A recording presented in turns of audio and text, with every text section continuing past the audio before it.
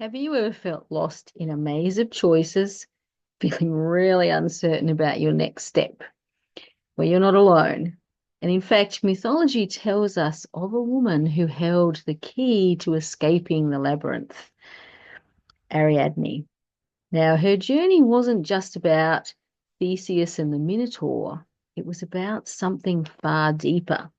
And today we're going to dive deep into her story and see what it might reveal about your own journey and choices through life.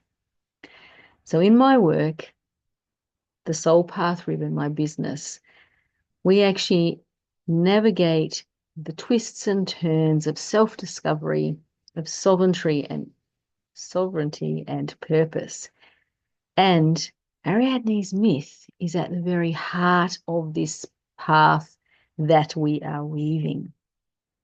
All right, let's dive into this story. So, this story starts on the island of Crete with King Minos, and he basically wanted to make sure that he had a strong claim to the throne of Crete. So he prayed to the god Poseidon to send him a magnificent bull that he promised he would sacrifice in that god's honor. However, when he got this bull, he found that it was so beautiful. He decided he was going to keep it. He wasn't going to fulfill his promise, which of course angered the god Poseidon. And in a show of retribution, Poseidon cursed Minos's wife, Pasiphae. And the curse involved her developing an uncontrollable desire for the bull. And because of this, an unnatural union resulted, which brought about the birth of the Minotaur. Now, this was a creature with the body of a man and the head of a bull. Minos was so ashamed, but also so fearful of the Minotaur, that he commissioned Daedalus, who was a famed inventor and craftsman, to construct an inescapable maze that he could imprison this beast within. And this maze became known as the Labyrinth. And it was this intricate, winding kind of structure that was so complex that no one who entered it could actually find their way out. So, pretty exciting. Of course, this part of our story brings us into some of the archetypal symbolism that we find in our own lives, which is around how we can get caught up in confusion, in feeling trapped by the different things that come into our life, and by the challenges that might come into our life as well. All right, let's resume now and bring in hero number one, who was Theseus. So Athens was actually forced to send 7 young men and 7 young women as a tribute to Crete every 9 years. We won't go into the background of that, but just know that that's what was happening. And these 7 young men and 7 young women were offered as sacrifices to the Minotaur. Now, in a brief summary of the idea why this was the punishment. Basically, Minos's son, Androgeus, I think that's how you say it, was actually killed by the Athenians. So a whole lot of political stuff going on, but we won't dive into that too much. Anyway, they had to fulfill this punishment. So Theseus was the son of Aegeus, the king of Athens at the time. And he actually volunteered to go to Crete and kill the Minotaur because he wanted his country to be free of this, incredibly brutal cycle of sacrifice. There was probably a bit of bravado and so on in there as well. He was seen as being a great hero. So on his arrival, he was also seen as being extremely handsome as well. So on his arrival, he met Ariadne, and she instantly fell deeply in love with him. Moved by her passion, she decided that she was going to help him because she could possibly face him being killed by the Minotaur. Now, for her help, he made her a promise. Notice we've got a bit of theme of promises being broken happening here, which we'll get to. But anyway, he promised her that he was going to take her away from Crete, make her his wife, she'd become the queen, etc., etc. So Ariadne was determined that this is what would happen. She was so deeply in love with him that she had to find a way. So she went to Daedalus, and for whatever reason, he revealed the secret of the labyrinth. That even though these passages seem to be entirely twisted and turned and impossible, you could actually find your way through using a really simple trick.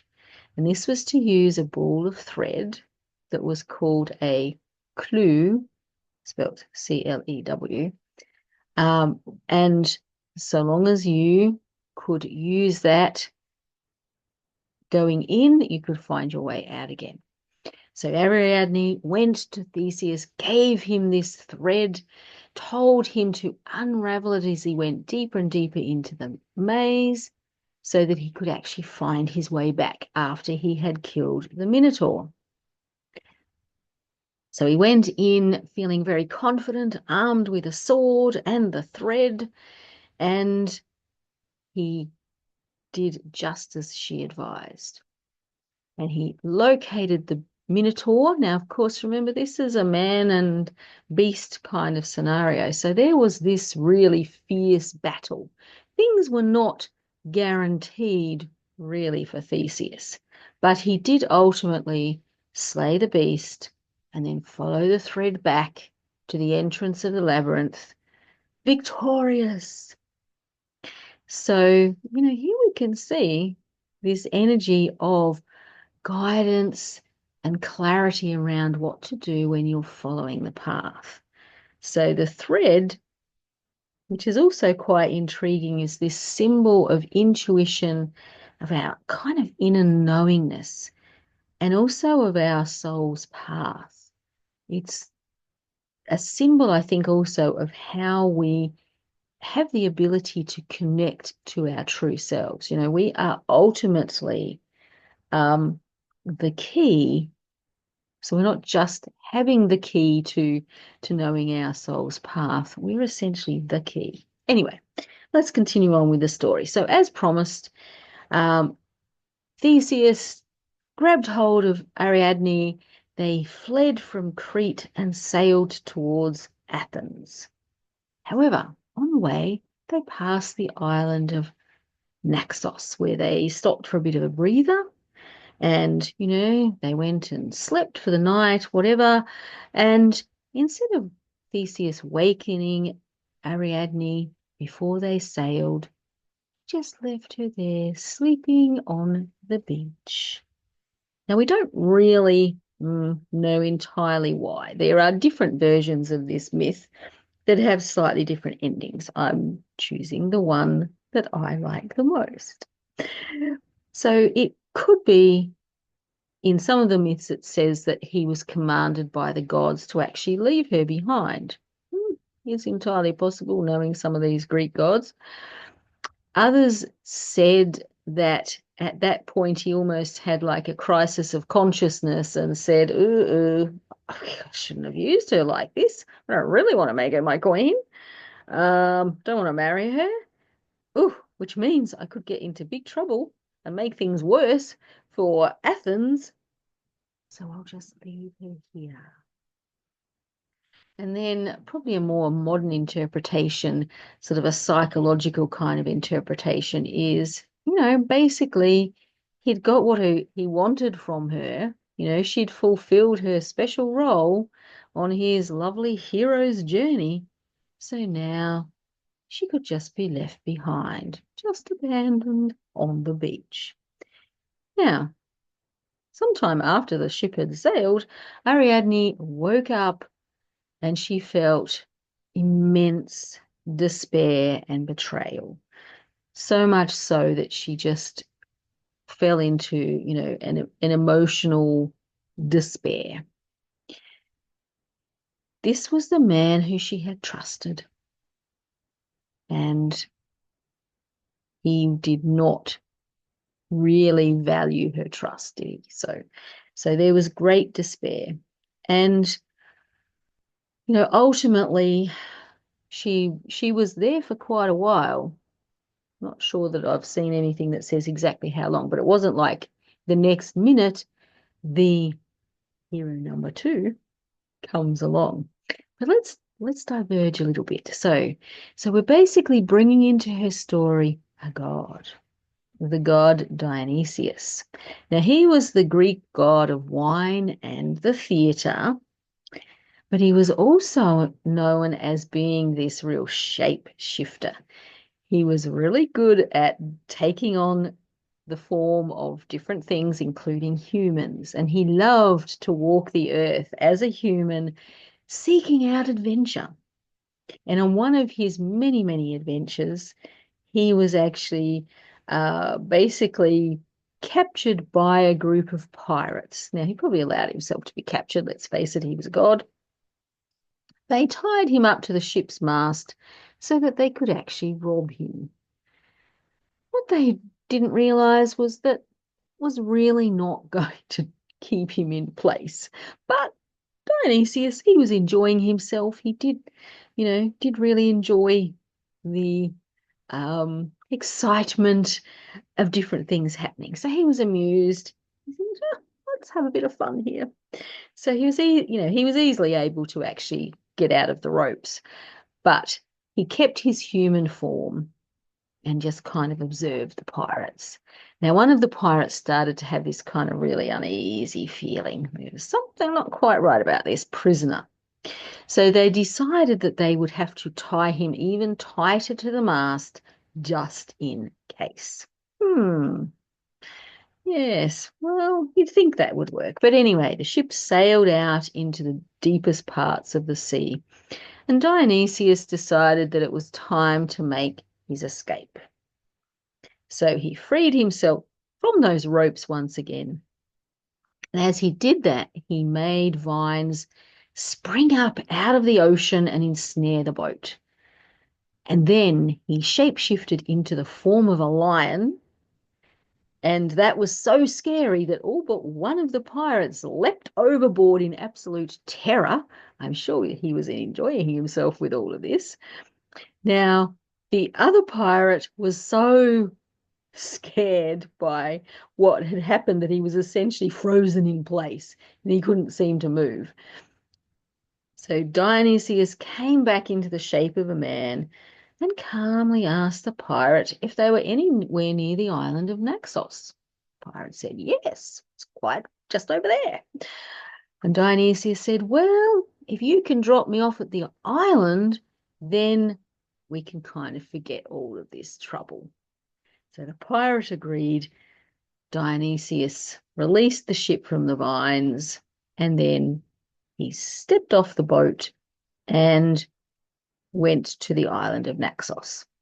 Now, the minute he set foot there, he spotted Ariadne sleeping on the beach, tired out from some of her sobbing and despairing. She kind of hadn't really accepted what was happening. She was this very beautiful woman, and he fell instantly in love with her. And then when Ariadne woke up, he asked her why she was so sad and why, it was a good idea to be so upset about losing some faithless mortal when she could actually become his wife. Now, there was a little bit of to and fro. There are some different versions of this story, but in most of the versions, she ends up accepting Dionysius as her husband.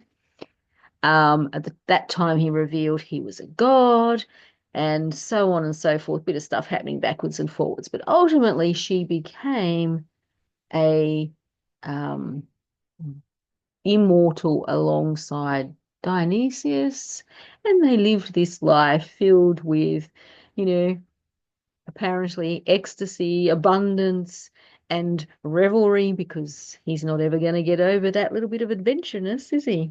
They did seem to have a happy marriage and had many children. So that is one version. That's the version that we're going to go with. So basically, ultimately, she went into these, depths of despair, not knowing how to get out of the situation, but she was offered a way out. And choosing to accept that way out meant that she had this life that was beyond what she could have imagined if she had have stuck with Theseus, to be honest, or stayed back in Crete. All right, interesting. Let's dive in a little bit to the idea of the labyrinth. So the labyrinth is this really important symbol in this story, but in many other different mythologies. It's probably most famous for this particular Greek myth, but it appears in various different mythologies around the world and in sort of some spiritual traditions as well. And it's a very interesting symbol.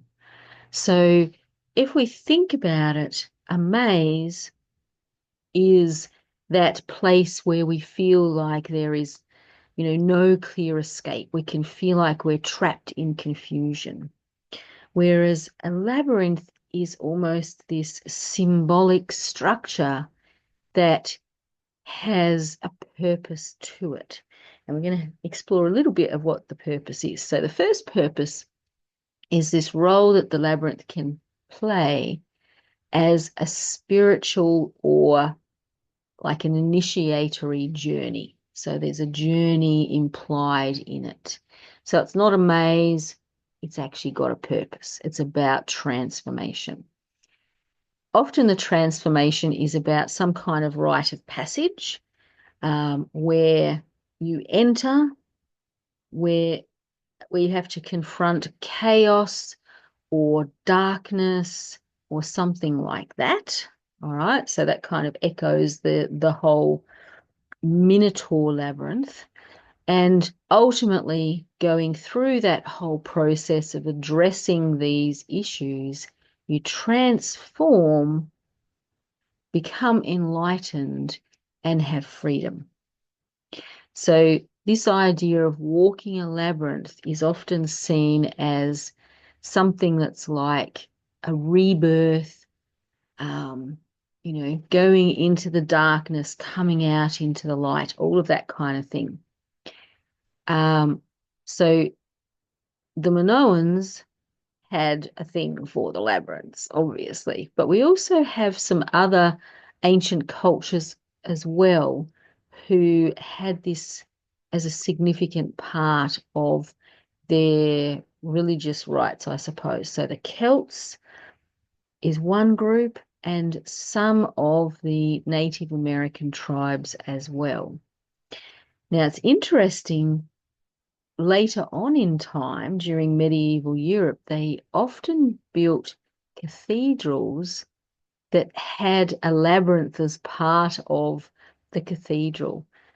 And this labyrinth was built in such a way that pilgrims who came to the cathedral as, this central religious point, would walk through the labyrinth and treat it as their own spiritual journey.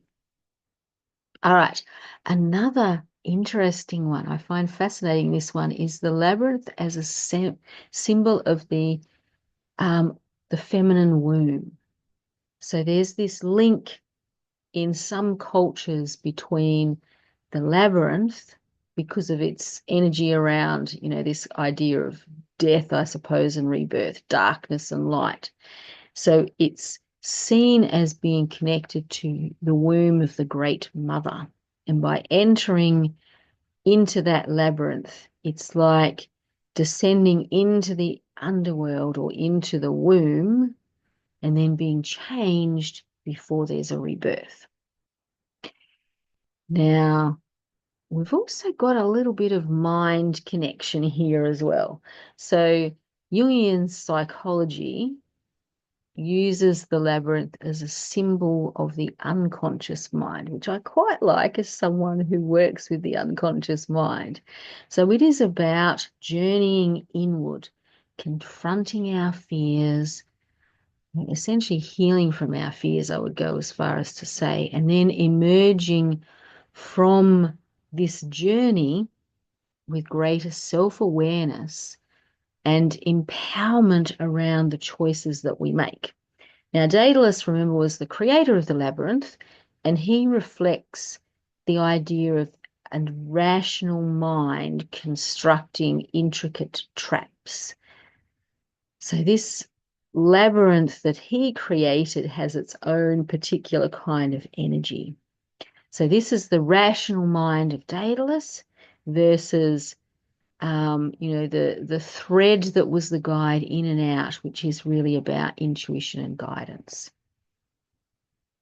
So this whole story around Ariadne and the labyrinth is at the heart of the name of my business, the Soul Path Ribbon. And it's also at the heart of what my business is here to do. So it's like I hold a thread that can help to guide you out of that feeling of confusion. So almost bringing you out of the maze state into the labyrinth, where you can go through a process of building greater clarity and empowerment. So this is what you can find within the Soul Path Ribbon, and in particular, something I'm going to talk about in a little while, Soul Weaver's Circle, which is a beautiful place to gather together and really embrace this energy of the labyrinth and this idea of sovereignty that we can have. So, Ariadne teaches us through the lessons that she learned that we are here to claim our own power, even if things don't seem to be turning out the way we want, even if we've been betrayed, if we lost something, we can find a way through that. So part of that is actually being like Theseus and knowing that you can control where the thread is leading you and how you are coming back from that. So the other thing I would say is, what if the labyrinth actually isn't something to escape, but instead it's something for us to master? What if those, threads that seem to be binding us and, keeping us blocked and trapped, what if understanding them sets us free? So let's talk a little bit about human design, which is one of the many tools that I use in guiding people through their own labyrinth. So Ariadne's myth is deeply symbolic, but we can actually have the archetypal and symbolic energy patterns created from that myth show up through an asteroid named after Ariadne, so the Ariadne's asteroid essentially.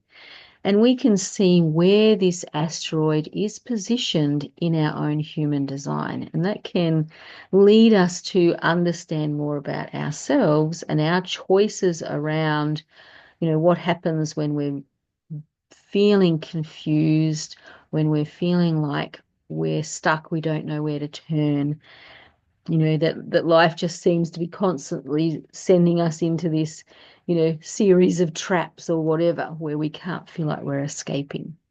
Now, in my chart, Ariadne sits in gate 59, which is called dispersing. That's on my personality side. Now, this gate, interestingly enough, has the themes of, what we do when we're actually blocked, particularly emotionally blocked and spiritually blocked, and how we can actually create flow as a way to remove those blockages and open things up.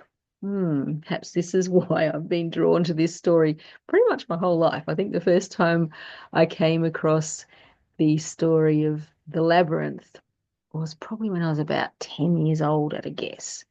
So it's been fascinating through my whole life. Anyway, on my design side, so this is the red side on your chart, Ariadne is in gate 62, called Small Exceeding, which is in my defined throat. And this one has this energy around really appreciating the small details and the finer points of a situation and seeing a structure to get through that. So you have Ariadne somewhere in your design. She is influencing you. And the gates where she's positioned in your chart may be a place where you can actually, feel her special energy around guidance. So it could be guiding yourself, it could be guiding others in some way. Where she sits is going to give you an idea of what that guidance will look like for you. But it may also show you where you can actually get trapped in this maze and feel like there is no way out. Or it could be that you have this natural ability to see a way through the maze, of refusing to give in to the confusion or the difficulty or what can feel like ongoing themes and traps, and instead see this clear pathway through the confusion. Now, there's also going to be some kind of energy around transformation, using your intuition, and around how you are able to make wise choices or not. So, ultimately, you can find your own sovereignty if you are trusting in your own path, even if you feel like you're lost in some crazy maze of life. All right, let me give you a little ritual. I love my rituals. So if you join me in the Soul Weaver's Circle, you'll discover some of that. Anyway, if you need to, you can pause the video. All you need is a ribbon or thread or string or something. All right, and I just want you, as part of this, this is basically, I would say, Ariadne's intention thread ritual, I will call this. So hold it in your hands. While you're doing that, just think of something in your life that you are currently feeling, a little bit lost or confused about. We all have that at some point. So hold it, bring that to mind as you're holding the thread. Almost imagine it being sort of written across the thread. And then imagine that this thread is now glowing with this golden light. This is your intuition, your intuitive guide, possibly soul guide, your soul guide energy. All right, so you're sensing that this thing is there. So close your eyes, just breathe a little bit. Feel with that golden energy. And it may take you a little while, but just kind of allow that to happen. And you should get a sense of what you can do next to start to move past that feeling of being lost or confused. And once you have that sense of, in clarity, tie a knot, sealing in this new clarity that you've got.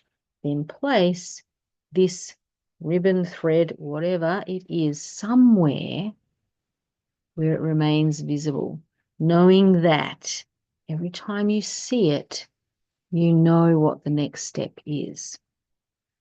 You've got the answers held within you already, but sometimes we need to go into the unconscious to dig them out. All right, if this ritual spoke to you in some way, then imagine actually coming on a little bit of a journey where we step deeper into the magic of ritual, the magic of mythology. I've just given you a little glimpse into one of the things that we might do within the experiences that we share in Soul Weaver's Circle. This is really a place for us to be weaving our own stories, working with these goddess energies, embracing our path through our own clarity and empowerment. And each month, usually as close to the new moon as we can get, we work with the wisdom of a different goddess and kind of aligning ourselves to the cycles of the moon. So this month, at the end of March, we've got the theme of aligning with the divine flow and trusting the unseen.